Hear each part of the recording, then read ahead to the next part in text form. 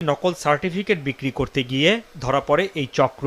এরপর শামসুজ্জামানের বাসায় অভিযান চালায় গোয়েন্দা পুলিশের লালবাগ বিভাগ। উদ্ধার করা হয় বিপুল পরিমাণ নকল সার্টিফিকেট তৈরির কাগজ, বিভিন্ন সরঞ্জাম ও কারিগরি বোর্ডের সার্ভারের সঙ্গে যুক্ত কম্পিউটার। গোয়েন্দা পুলিশ জানায়, ঘটনার সাথে বোর্ডের কেউ জড়িত আছে কিনা সে বিষয়টি তদন্ত করা হচ্ছে।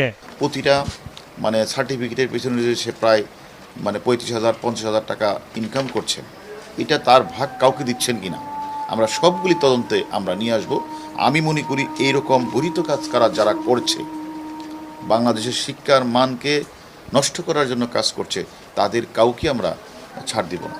গেল বছরের 31শে আগস্ট মাছরাঙা টেলিভিশনে প্রচারিত হয় 20,000 টাকায় মিলছে শিক্ষা বোর্ডের সনদ শিরোনামের অনুসন্ধানী প্রতিবেদন, যেখানে দেখানো হয় কিভাবে বোর্ডের সার্ভারে নাম, রোল ও রেজিস্ট্রেশন নম্বর পরিবর্তন করে